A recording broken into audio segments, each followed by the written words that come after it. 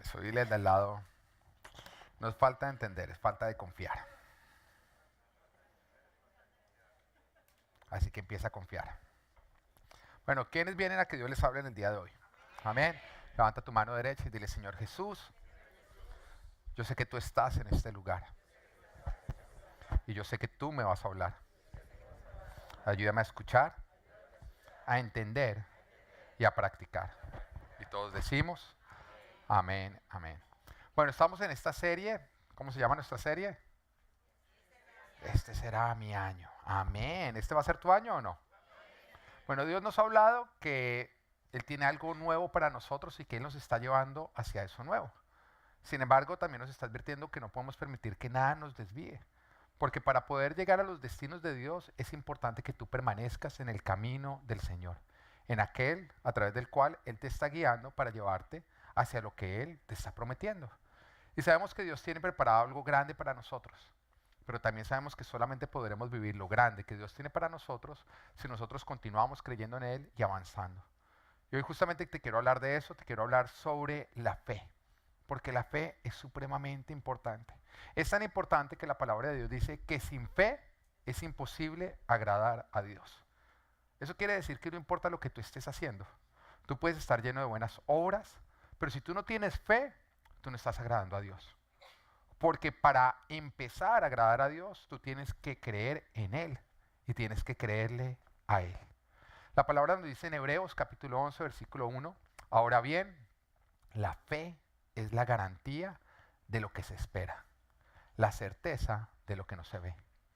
En otras palabras, la fe es lo que a nosotros nos permite caminar hacia las promesas que Dios nos está dando, a pesar de que nosotros no las vemos. La fe es lo que a nosotros nos garantiza de que nuestra esperanza es verdadera. Eso quiere decir que nuestro caminar y nuestro esperar no van a ser en vano, porque al final vamos a obtener lo que Dios nos ha prometido. No importa lo imposible, no importa lo ilógico que pueda parecer lo que Él nos está diciendo, la fe es justamente lo que a nosotros nos garantiza que si nosotros permanecemos en Él y caminando con Él, Dios nos va a cumplir. La fe es el motor que a nosotros nos permite llegar hacia los milagros que Dios tiene para nosotros y obtener sus promesas. Y sin fe, nosotros no vamos a caminar hacia los milagros, ni tampoco vamos a esperar a que Dios obre. En otras palabras, sin fe no habrá milagros ni el cumplimiento de las promesas de Dios. Y es por esta razón que el diablo ataca tanto nuestra fe. Porque el diablo sabe que si él logra robarnos nuestra fe, él nos habrá despojado de todo lo que nosotros tenemos en el Señor. Si el diablo te roba tu fe, el diablo te roba tus promesas. Te roba tu alma, te roba todo. Y por esta razón el diablo usa todo alrededor nuestro para buscar apagar nuestra fe. Y leamos en Mateo capítulo 24, versículo 4 al 12, todo lo que Satanás empieza a usar para apagar nuestra fe. Y dice, tengan cuidado de que nadie los engañe, les advirtió Jesús. Vendrán muchos que usando mi nombre dirán, yo soy el Cristo, y engañarán a muchos. Ustedes oirán de guerras y de rumores de guerras, pero procuren no alarmarse. Es necesario que eso suceda, pero no será todavía el fin. Se levantará nación contra nación y reino contra reino. Habrá hambres, terremotos por todas partes. Todo esto será apenas el comienzo de los dolores. Entonces los entregarán a ustedes para que los persigan y los maten, y los odiarán todas las naciones por causa de mi nombre. En aquel tiempo muchos se apartarán de la fe. Wow. Todo esto logró apagar la fe en estas personas. Las personas que se hacen pasar por Cristo sin ser Cristo, las guerras, el hambre, toda la maldad. ¿Y cuántas veces uno ha escuchado a personas que dicen, si Dios existe, entonces ¿por qué hay tanta maldad en el mundo o no? ¿Usted lo ha oído? ¿Por qué si Dios existe y es tan bueno, por qué Él permite tanta maldad? Lo primero que tú tienes que entender es que nosotros no estamos viviendo en el mundo que Dios diseñó. Nosotros estamos viviendo en un mundo que rechazó a Dios y como consecuencia trajo toda esa maldad para este mundo. Y que Dios envió a su único Hijo llamado Jesucristo justamente para abrirnos a nosotros un camino de vuelta al mundo que Él sí tiene preparado para nosotros. Donde no hay maldad, donde no hay muerte, donde no hay enfermedad, donde no hay hambre. Entonces las personas que dicen, si hay un Dios tan bueno, ¿por qué permite tanta maldad? se llama libertad. Dios nos dio la libertad de escoger entre hacer el bien y hacer el mal. Y lastimosamente vivimos en un mundo que prefirió hacer el mal y prefiere hacer el mal. ¿Tú sabes que en este mundo hay suficiente alimento para que nadie muera de hambre? Lo que pasa es que está mal distribuido. Y mientras que algunos botan la comida, otros ruegan por ella. Y continúa.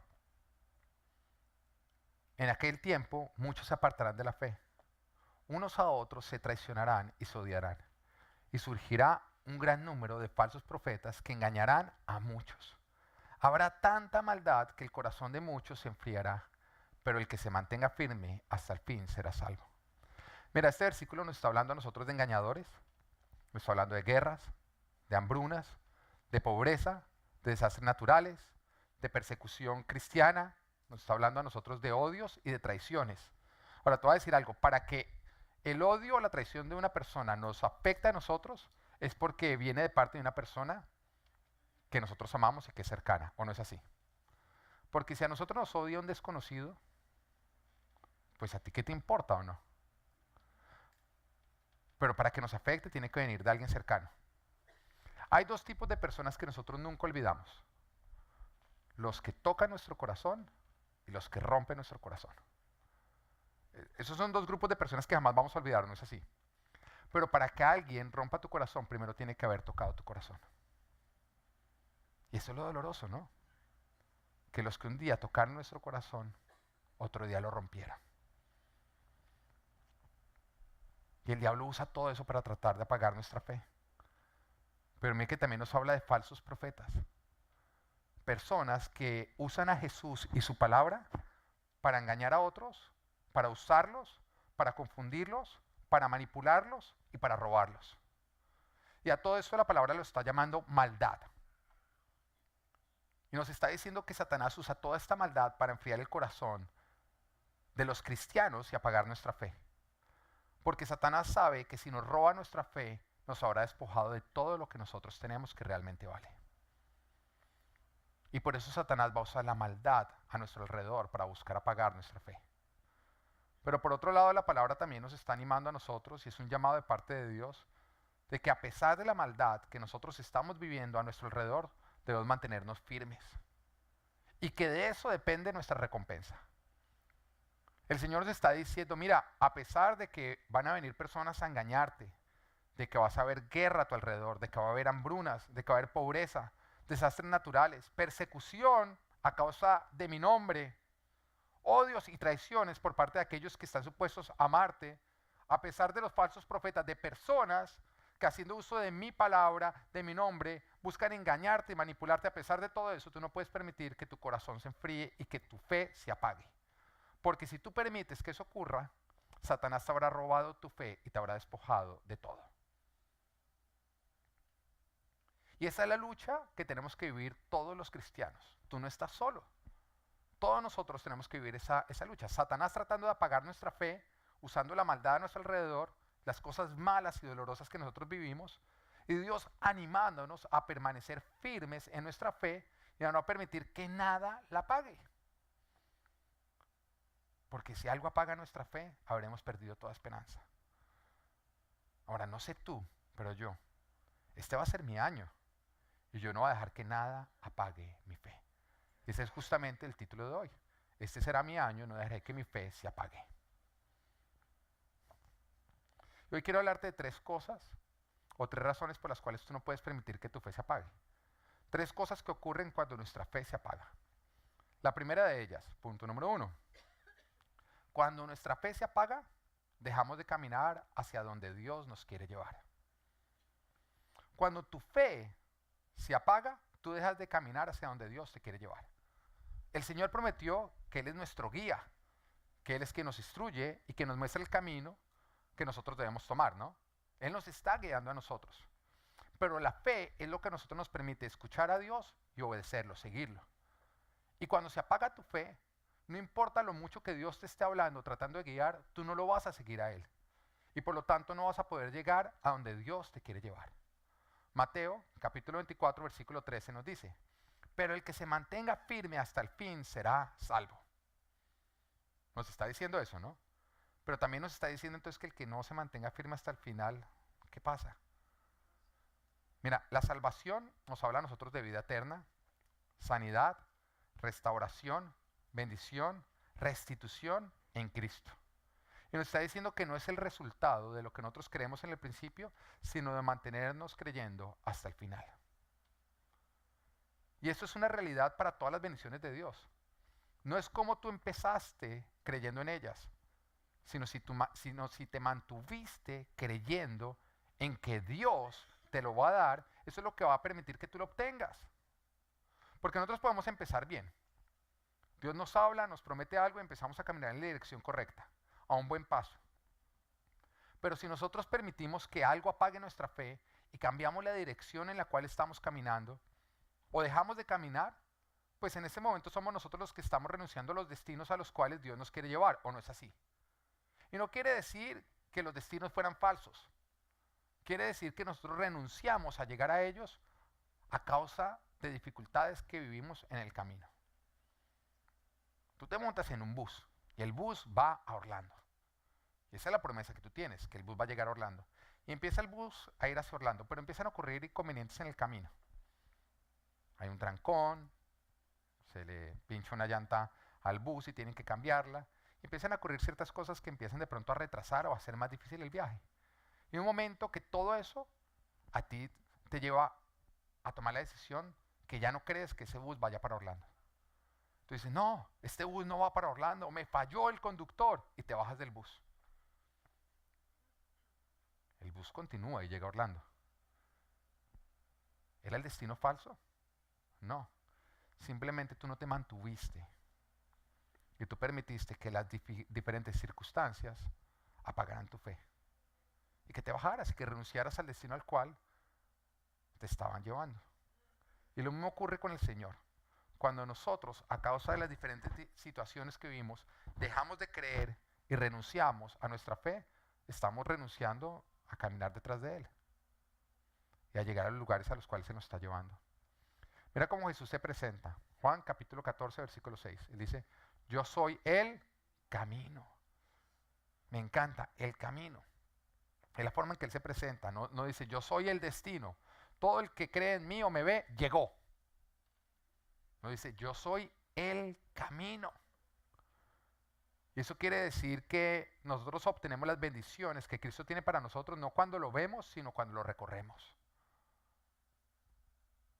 No es cuestión de ver a Cristo, es cuestión de seguir a Cristo cada día de tu vida, a pesar de lo que está ocurriendo a tu alrededor.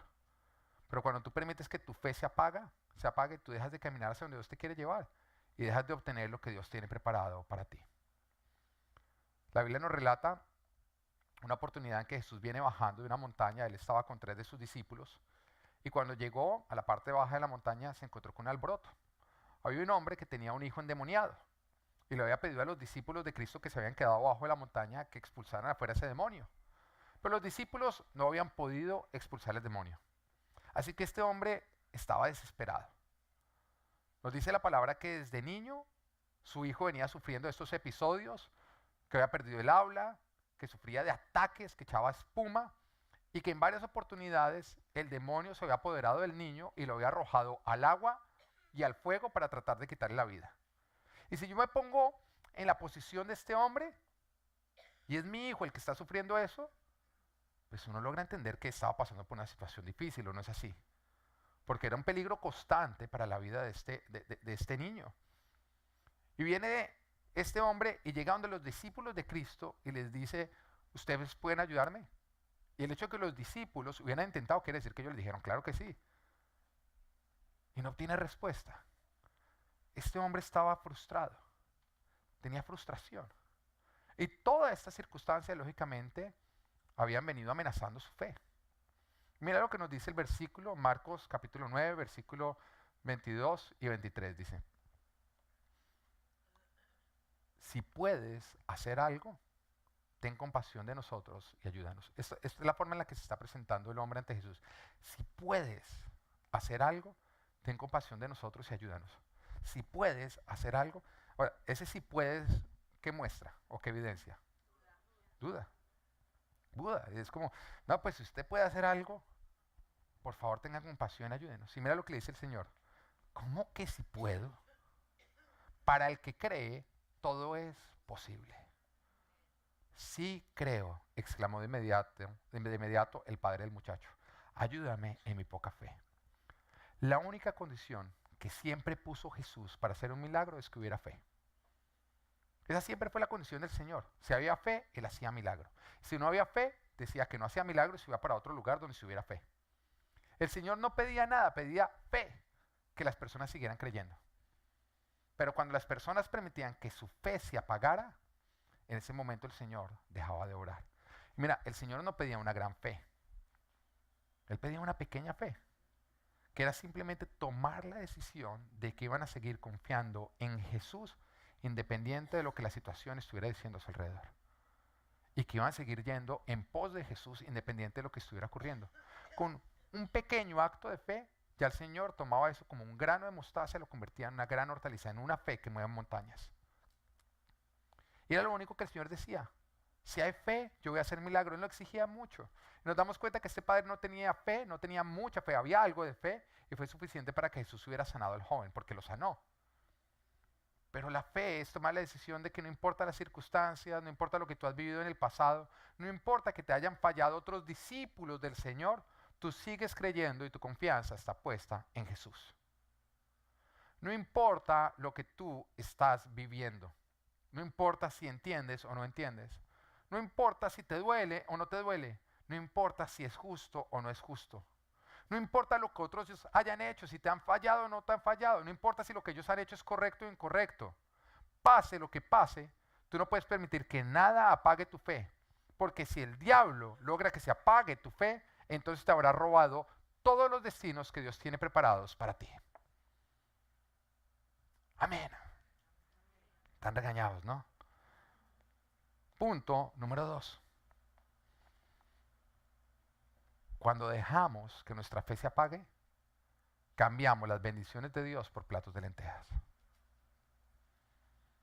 Lo volveré a repetir.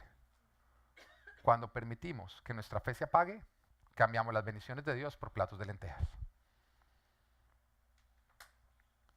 Este debería ser un punto que uno no necesitaría explicar o no. Porque lo que ya estoy diciendo ya todos entendimos o no.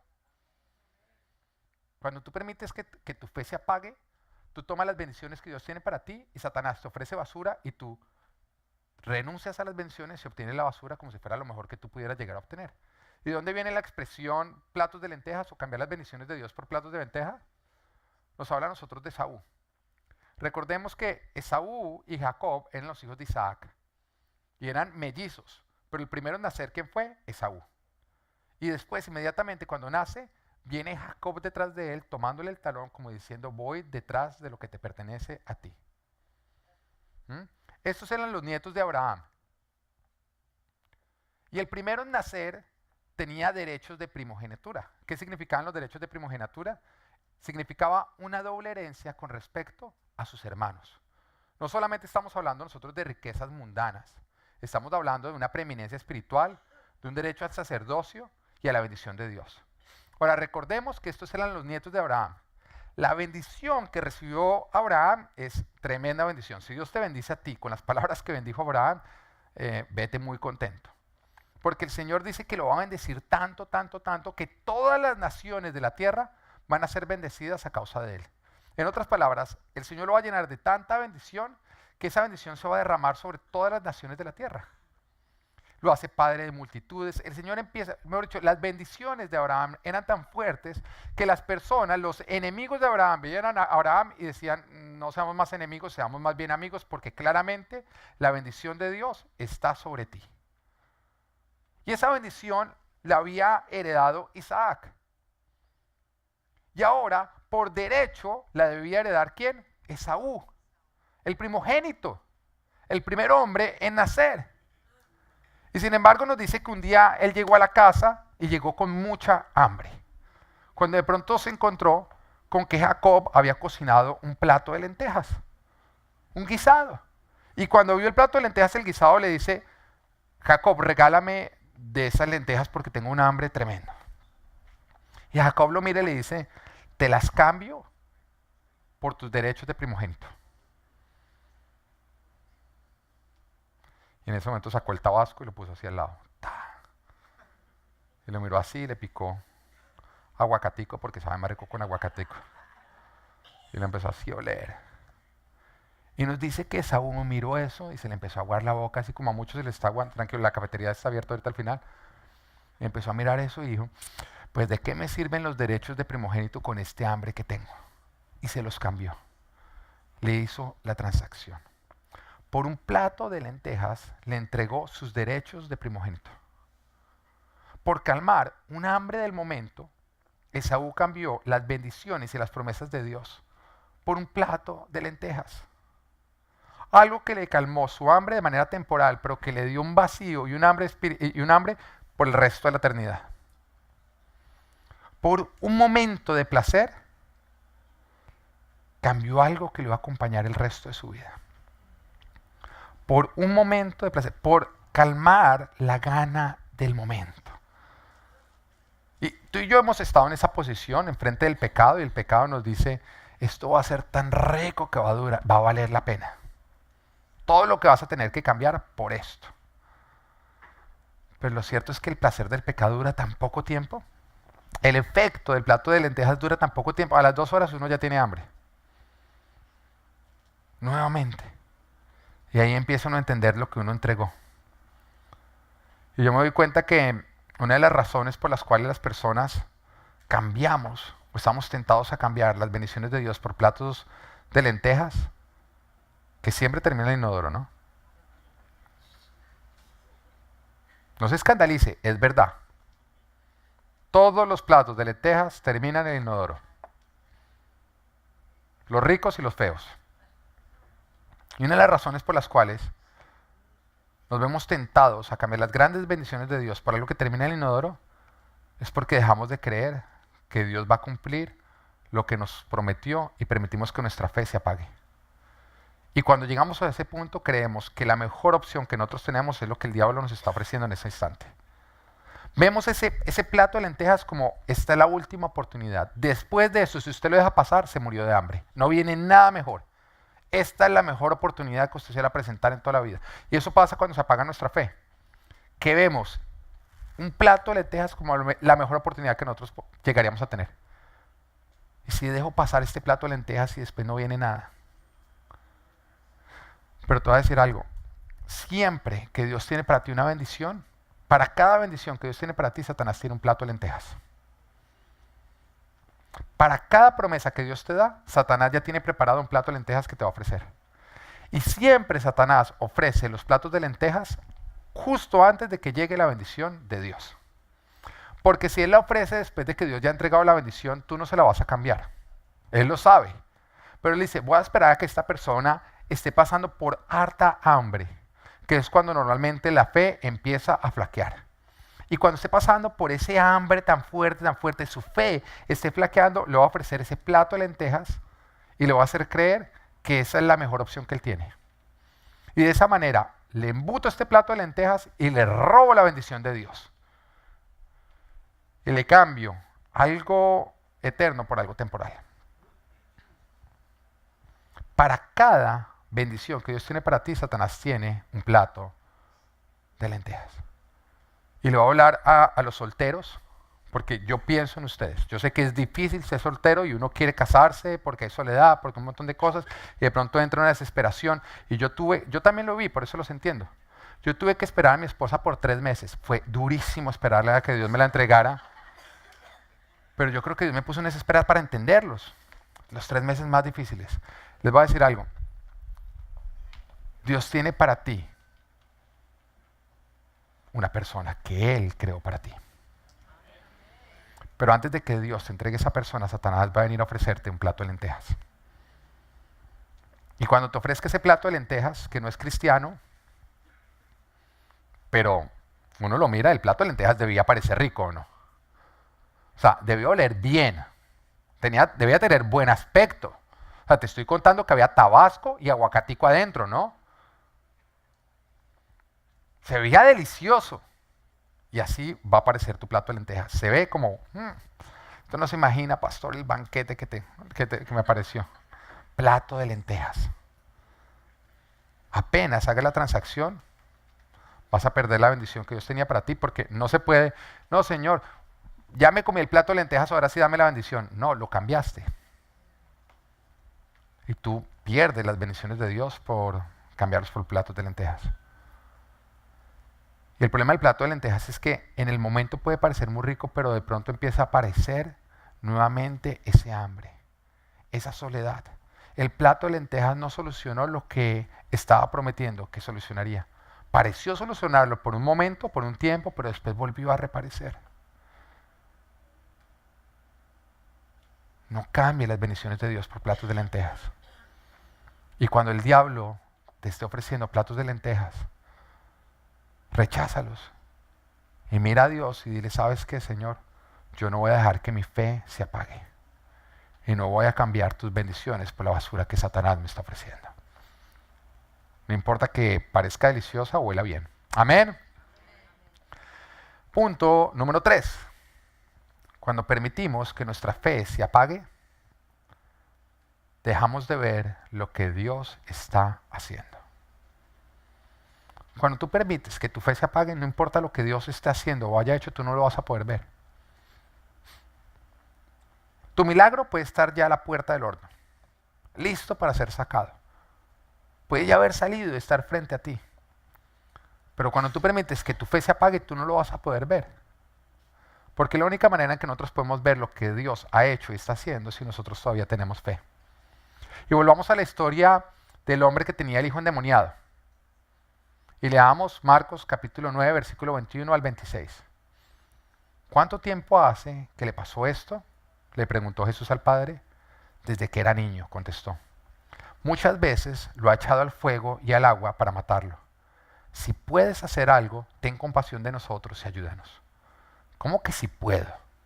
Para el que cree, todo es posible. Sí creo, exclamó de inmediato el padre del muchacho. Ayúdame en mi poca fe. Al ver Jesús que se agolpaba a mucha gente, reprendió al espíritu maligno. Espíritu sordo y mudo, dijo, te mando que salgas y que jamás vuelvas a entrar en él. El espíritu, dando un alarido y sacudiendo violentamente al muchacho, salió de él. Salió de él. Este quedó como muerto, tanto que muchos decían, ya se murió. Ya se murió. Entendamos que Jesús acaba de sanar a este joven, acaba de responder la oración, de hacer un milagro, y lo único que los incrédulos veían es, ya se murió. Ponte en la posición, tu hijo viene sufriendo desde niño porque un demonio se apodera de él, y de pronto él va bien y de pronto empieza a convulsionar y empieza a echar babasa y después queda como muerto. Te ha tocado ver con muchas oportunidades, tú vas caminando y de pronto el espíritu se posesiona sobre él y lo arroja al fuego. Te ha tocado saltar al fuego a sacar a tu hijo del fuego, quemado, marcado, con la angustia de haber vivido esa escena. De ver como tu hijo simplemente al pasar al lado del fuego, el demonio se posesiona sobre él y lo arroja al fuego. Pero no termina. Te han habido muchas oportunidades que tú vas pasando al lado del agua, un río, un lago, una piscina, y de pronto tu hijo va caminando feliz cuando de pronto se posesiona el demonio sobre él y lo arroja al agua y lo trata de ahogar. En varias oportunidades te ha tocado meterte al agua a sacar tu hijo, a punto de morir, hacerle CPR, revivirlo. Y has intentado todo y no has logrado ver solución. Tú vienes desesperanzado porque es tu hijo y viene viviendo esa situación. Temes siempre al día de mañana porque no sabes lo que pueda ocurrir mañana. Te estás preguntando cuándo va a ser el día que ese demonio le va a quitar la vida a tu hijo. Pero has traído a tu hijo enfrente de Jesús. Le has clamado y le has suplicado que lo sane y Jesús lo acaba de sanar. Acaba de echar afuera un demonio y le acaba de dar la orden de que jamás puede volver a entrar. Tu hijo finalmente está libre. Te voy a decir algo, ese es un día alegre para ti. ¿No sería el mejor día de tu vida? ¿Y qué veían los incrédulos? Ya se murió. Ya se murió, el muchacho se murió. Y yo me imagino a Jesús en ese momento cuando empieza a escuchar, ya se murió, con unas ganas. ¿Qué están diciendo? Acabo de responder la oración y ¿cómo así que ya se murió? Y nos dice, pero Jesús lo tomó de la mano y lo levantó y el muchacho se puso de pie. Mira cómo la incredulidad toma un momento de paz, gozo, alegría y milagro y lo convierte en un momento de muerte. Porque cuando tú no tienes fe, no importa los milagros que Dios esté haciendo o ya haya hecho, tú no los vas a poder ver.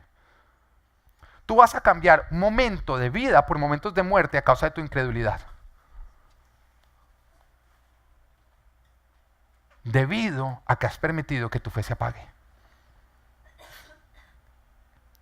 Cada vez que Jesús hacía un milagro, solamente lo podían ver y apreciar aquellos que creían. Los que no creían que veían en ese momento, está muerto, porque sanó un sábado, porque está rodeado de pecadores, o decían, no, es que expulsó el demonio en nombre de Belcebú, el príncipe de los demonios. Para los que no creían, ellos no lograban ver lo que estaba enfrente de ellos. Que Dios se hizo hombre para darnos vida y una vida en abundancia. Que no importa lo grande que sea tu problema, con Jesús tu problema se hace pequeño. Que Jesús es Dios haciéndose hombre para traer solución a lo que no tenía solución. Que ya no tenemos nada que temer porque tenemos todo para confiar en Él. Pero para el que no cree, él no logra ver eso. Cuando hay incredulidad, solamente van a ver muerte cuando Dios está trayendo vida. No importa los milagros que Dios está haciendo, si tú no crees, tú no los vas a poder ver. Y por eso tú no puedes permitir que se apague tu fe. He contado en otras prédicas que con mi esposa tuvimos una larga espera por nuestros hijos. Durante 7 años intentábamos quedar embarazados y no podíamos. Y cuando digo intentábamos, no solamente estoy diciendo que hacíamos la tarea, no. Íbamos donde doctores, no nos daban solución. Nos encontrábamos de pronto con un pastor y nos decía, no, eso debe ser de pronto una maldición generacional, vamos a romperla. No funcionaba.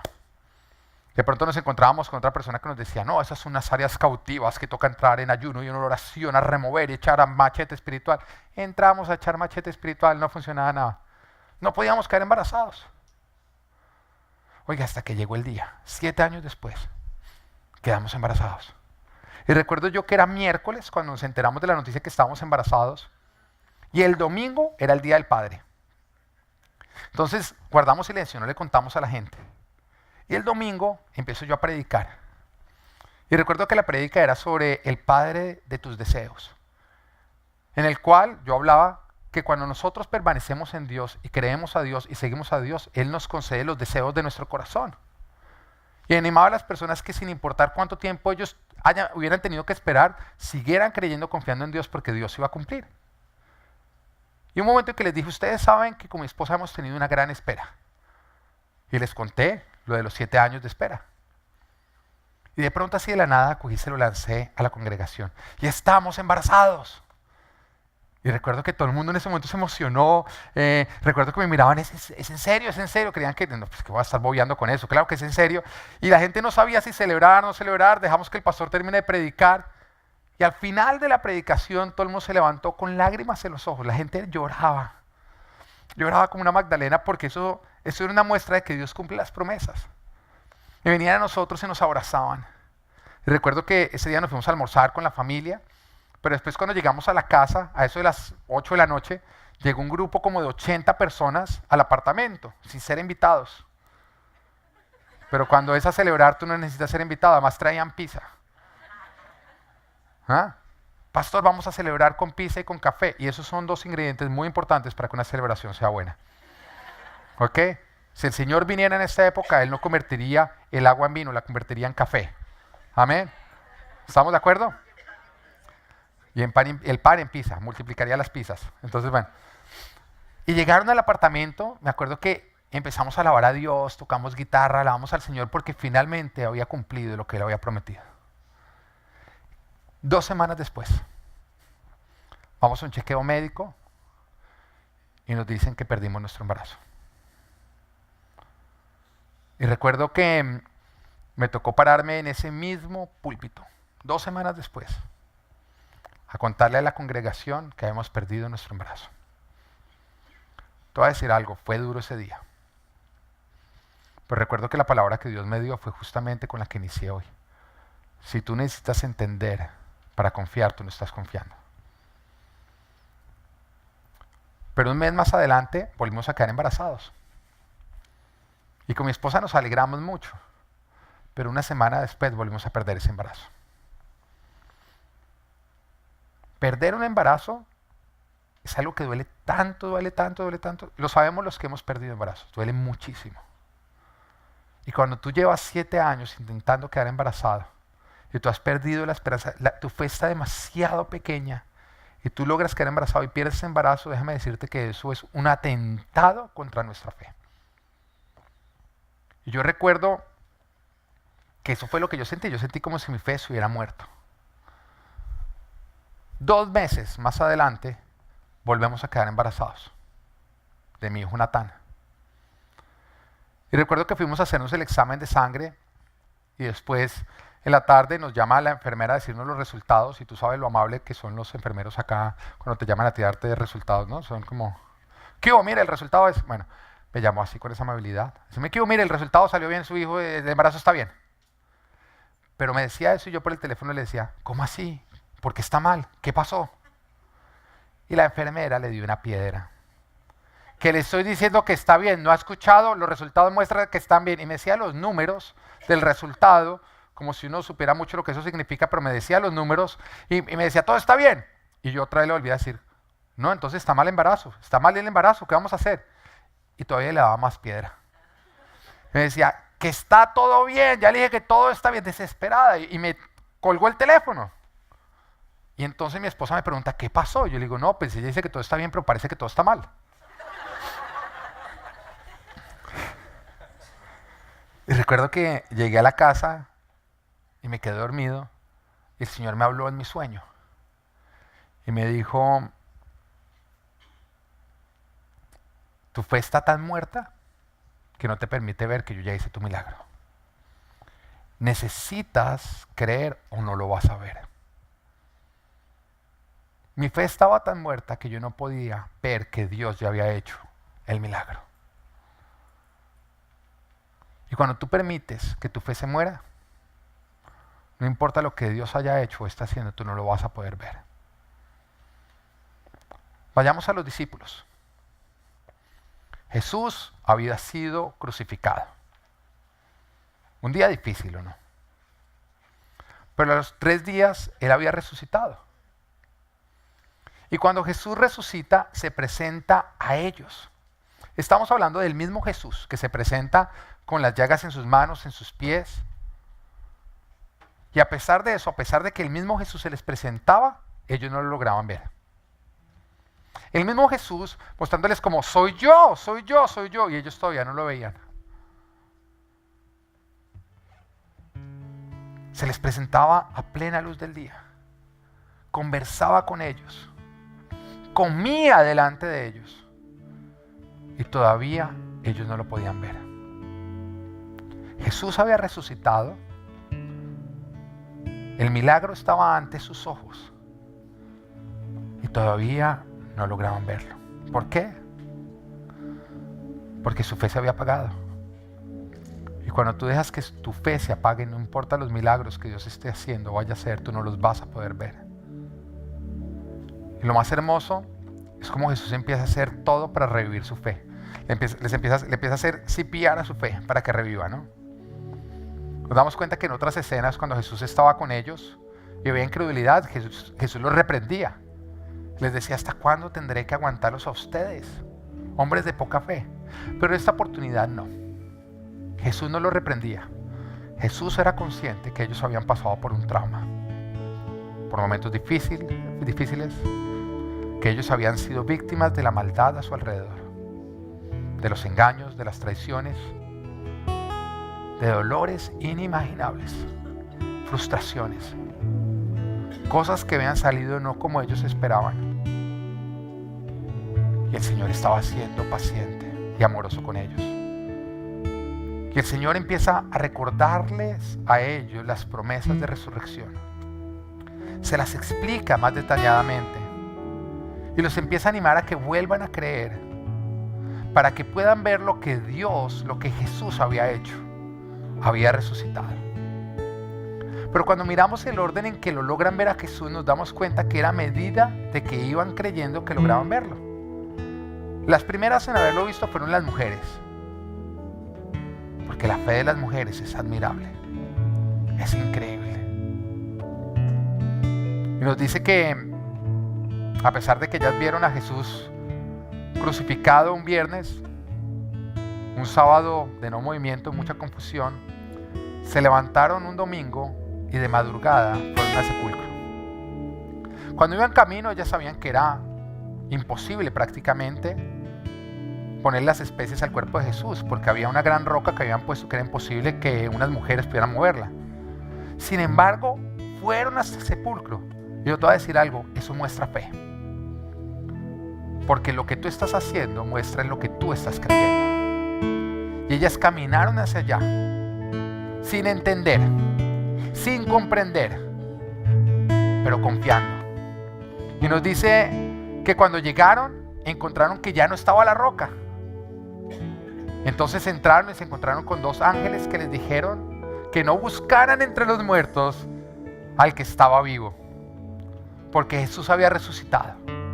Y nos dice que ellas todavía como sin entender pero alegres salieron y ahí se encontraron con Jesús, cara a cara con Él.